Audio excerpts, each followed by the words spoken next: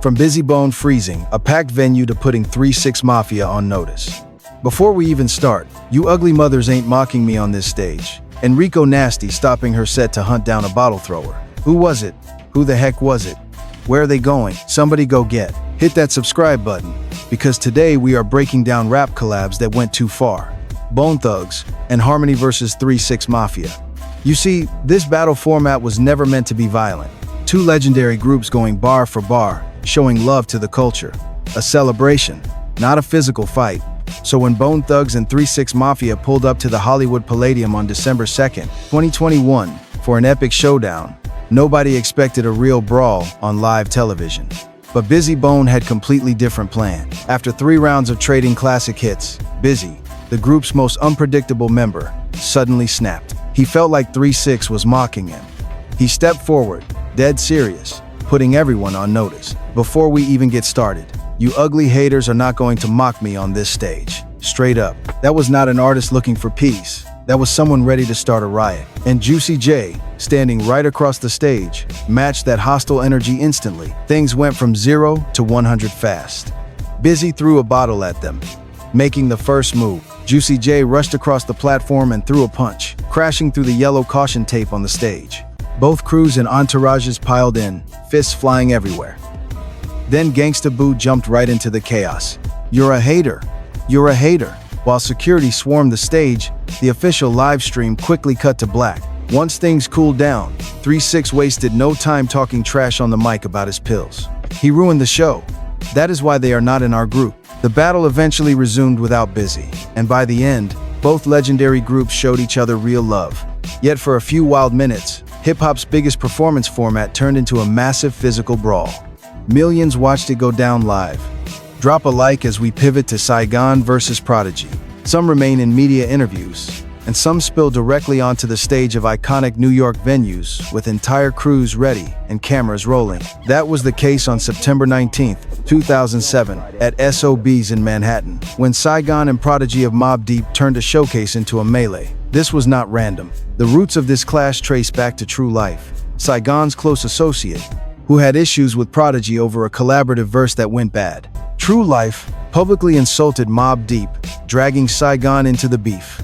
In 2007, Prodigy made his hatred clear, stating that he disliked him. I do not like anyone, really. I am biased toward Mobb Deep, and everyone else can beat it.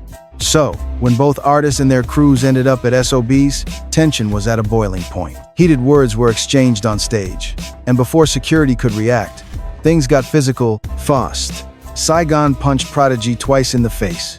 Both entourages immediately rushed in, starting a full-scale brawl. Bodies fell everywhere. Security scrambled. It was pure chaos inside SOB's. In the aftermath, with adrenaline still high, you can hear the bragging clearly. I punched you in your face.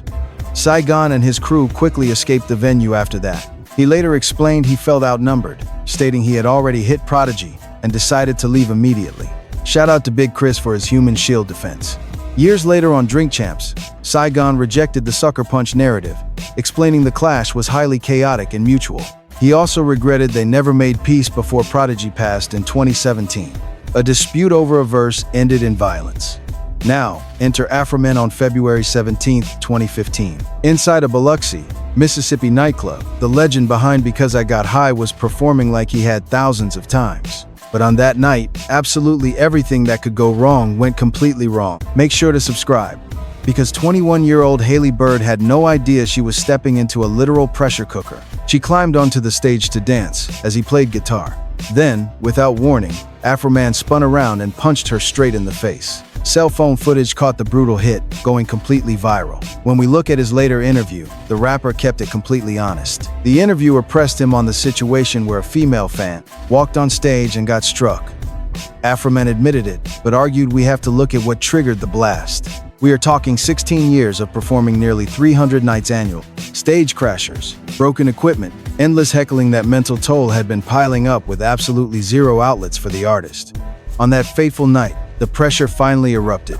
He claimed the world had no clue about the silent battles he was fighting.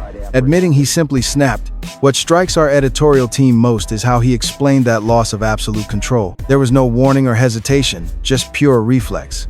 He confessed he simply lost his mind. The legal fallout was swift. After his arrest for simple assault that night, he pleaded guilty and, in 2018, agreed to pay Haley Bird $65,000 while completing court-ordered anger management. Yet, the real insight comes from his own retrospective thoughts, noting he already had the performance money fully secured. He knew he should have simply walked away and has since offered his formal apologies. In hindsight, walking off was the obvious choice, but that split-second decision to choose violence altered his career path forever. Now, let us transition to Action Bronson, who claims he is now reformed. He asserts that he has gained a much deeper understanding of his actions. But if we look at Action Bronson, he turned fan confrontations into an absolute routine between 2013 and 2015. The Queens native forged a reputation entirely separate from his lyrical skills, focusing instead on what went down whenever a brave concert-goer dared to breach his stage boundary. And 90% of the time, our reports show that Bronson, who possesses the build of an offensive lineman and loves professional wrestling, would physically launch them back into the crowd. The trend started in Boston during June 2013. A fan jumped on stage mid-song, and Bronson promptly body-slammed him and swept his legs. He dragged the intruder to the edge before security intervened, returning to his microphone as if nothing had occurred. 2 months later in Florida, it was the exact same story. Another brutal slam left a fan floored while Bronson hovered. But the March 2014 show in Chapel Hill is where things reached a whole new level. Bronson locked a fan into a full torture rack submission, straight out of wrestling history, clotheslined another, and tossed several people off the platform. Even his disc jockey joined the security effort. During a show in Santa Ana that same year, he ejected a little person twice in one night. At his 2015 New York album release show, another stage crasher was launched back into the crowd instantly.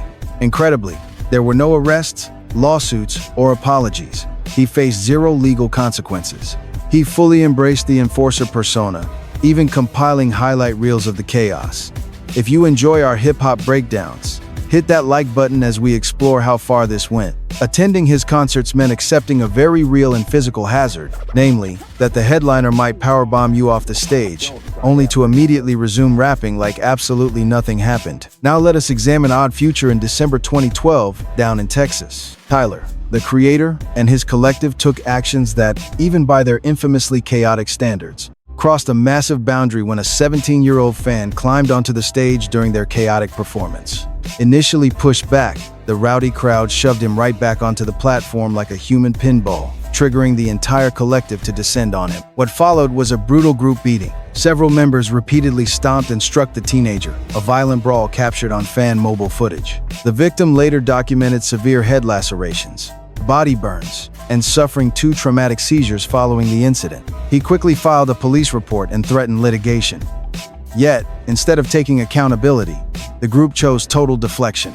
Tyler took to social media, praising the concert energy as if nothing went wrong. He called the Texas crowd beautiful, completely ignoring the brutal assault. Other members laughed it off as mere rowdiness. Share your thoughts below, subscribe for more breakdowns, and see how fast tension can escalate. It started with a direct dare to man up right now, but that aggression did not stop there. In that very moment, their pack mentality kicked in.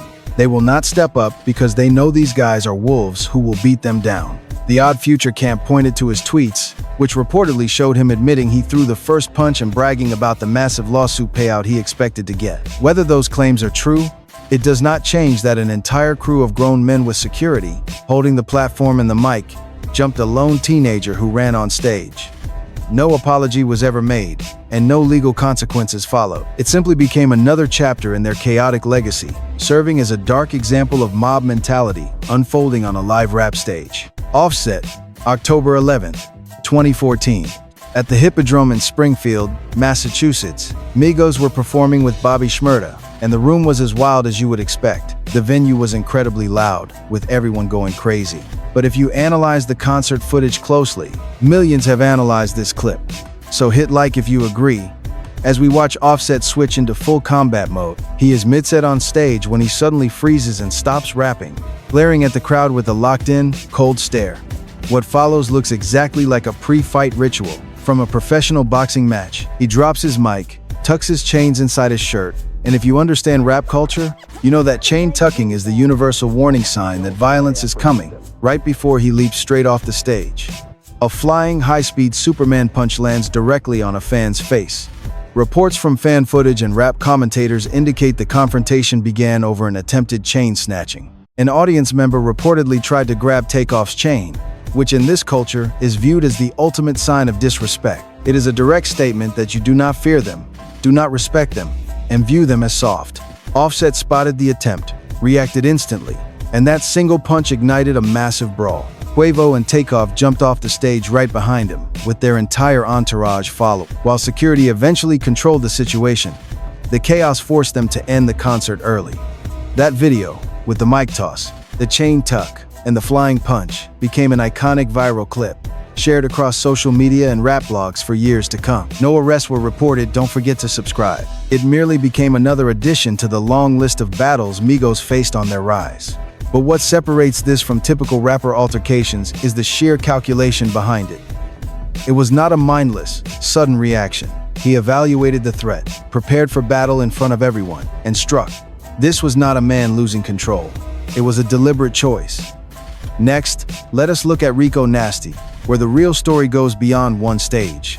It is about what occurred on prior stages. So make sure to subscribe as we dissect what went down in Portland on November 13th, 2021, when Rico Nasty opened for the Playboi Carti tour, finally reached her breaking point. From day one, she faced intense hostility.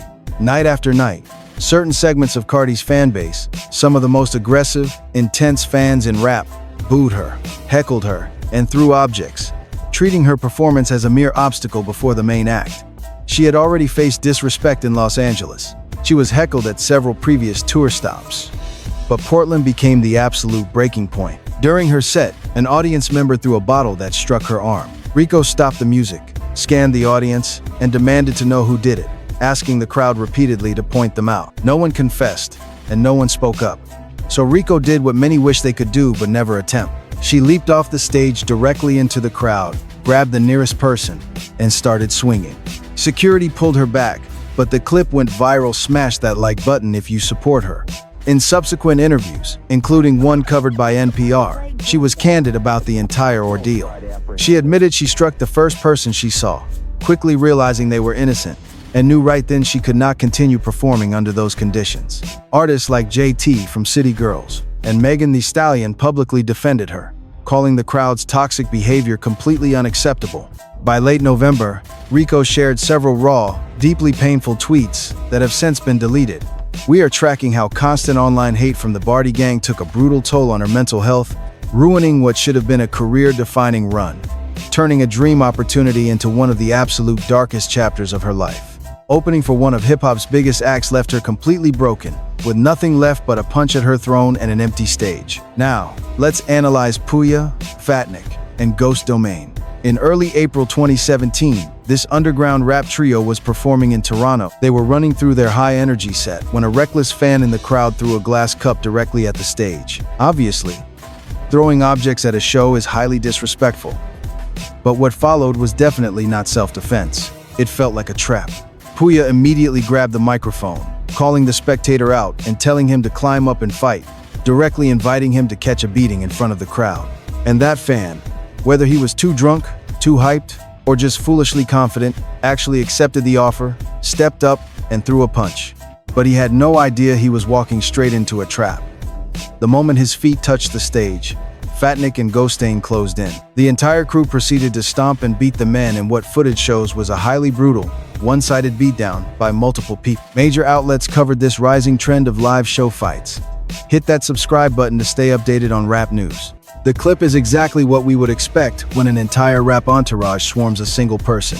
It was chaotic, violent, and finished before venue security could even intervene. No charges were ever filed, and no lawsuit followed. It simply became another legendary viral moment online. The fan threw an object, accepted the challenge, and learned a brutal lesson about confronting artists on stage. But let's be real here. What we are watching is a massive group of people violently jumping a lone fan over a thrown cup. The setup, the bait, and the immediate beatdown. This was never a fair fight. The spectator was severely outnumbered from the very beginning, and the artist definitely knew it. He took the bait, stepped into a trap, and it was sprung immediately. Next, leave a like and let's discuss Glorilla. In March 2025, she hit Missouri on her tour, ready to deliver a show. At first, the energy was amazing. The music was great and fans were hyped, but violent fights broke out early and kept going. Security dealt with the first altercation. Glorilla paused her set, spoke to the crowd, and tried saving the night. "Come on, man. Y'all are not that mad," she told them, trying to remind everyone what they actually came for. She wanted them to have a glorious time, but the crowd refused to listen. When another brawl started, the rapper's patience began wearing thin. Another clash broke out during a dance break, making her incredibly upset about having to cut her tribute routine short. But she delivered a hilarious comment that almost made all of this madness worth it. "They're going to be mad at me. Oh my God. How do I explain this to Beyoncé?" However, the humor quickly faded when someone got visibly injured or bleeding, as she announced on the microphone. Her tone completely shifted as she warned them that they could not keep acting like this at her show. She asked if they were okay, or if she needed to walk away. Then, one final fight erupted, and she made the call to end the performance right then and there. And honestly, reports indicate a fourth altercation actually broke out even after she exited. Fans online immediately called the crowd behavior embarrassing, rather than criticizing Glorilla herself. In a genre where many escalate, we respect her mature choice to walk away. Drop a comment if you think she did the right thing. Let's review Kanye West in 2015 at London's famous Brit Award. Every single seat was packed with the elegant, high-class elite of the British music establishment. Then Kanye stepped out and completely transformed the stage into a chaotic block party, featuring active flamethrowers, performing his track All Day. Ye did not just bring backup dancers. He brought an entire mob, between 30 and 50 men, all in black streetwear, swarmed the stage alongside him. And these were not random extras. The crowd featured massive UK grime figures like Skepta, Stormy, and Jammer, representing the very core of London's underground rap scene. This was a historic crossover between American hip-hop and British grime. It was a raw, aggressive mosh pit inside a prestigious award show, complete with actual active flamethrowers. Picture handheld flamethrowers shooting pillars of fire while dozens of bodies thrashed on stage. We saw an energy that was uncoordinated, intentionally chaotic, and engineered to go completely sideways at any second. And for every single viewer in the arena and at home, that danger felt incredibly real. Our team analyzed the broadcast, where censored audio turned the entire performance into an eerie spectacle of silent chaos. We watched bodies thrashing through erupting fire, with almost zero audio actually playing for home viewer. They received 151 viewer complaints. One official complaint detailed how a crowd of men dressed in black, dancing aggressively, was flat out intimidating to watch. From our safety analysis, the risk was off the charts, featuring live fire with 50+ people moshing. Reports we gathered suggest the production crew was never fully briefed on Kanye's massive plans before he arrived with the grime crew and pyro. That performance walked the absolute thinnest line between iconic and complete disaster. And through sheer execution, skill, and pure luck, they survived that night. Now let's discuss Playboi Carti. Most artists we cover only have one notorious night on their record, but Playboi Carti is different. Carti represents a worrying pattern, a recurring phenomenon where his concerts are engineered to ride the dangerous line between hype and hazard, fueled by his dark silhouette lighting, distorted 808s, blazing flamethrowers, and smoke machines. We have documented how his encouragement of moshing makes these shows the most physically hazardous events in modern music, not just hip-hop. The most alarming incident occurred at Rolling Loud, California, on March 16, 2025, during his headline set. Sources confirm the mosh pits grew so extreme that at least 10 fans passed out cold in the front rows. The music suddenly died. A voice boomed over the speakers, ordering everyone to take 3 steps back. We watched medical teams scramble into the crush zone, retrieving unconscious bodies while Carti and his crowd waited. Commentators online compared it to the Michael Jackson effect, where overwhelming excitement causes people to literally pass out. But that is only one chaotic night out of dozens we tracked. Footage showed fans smashing through security barricades during Carti's exit, triggering a massive, uncontained surge. We confirmed Destroy Lonely clashed with guards, while Carti himself shoved security trying to hold fans back. A photographer's camera was completely smashed in the scramble. On multiple tours like King Vamp and Antagonist, reports of fans needing medical aid for crush injuries became totally routine. One fan rated his mosh pits 10 out of 10 for danger. Ken Carson only amplifies it. The Uproxx recap of his 2025 set nailed it.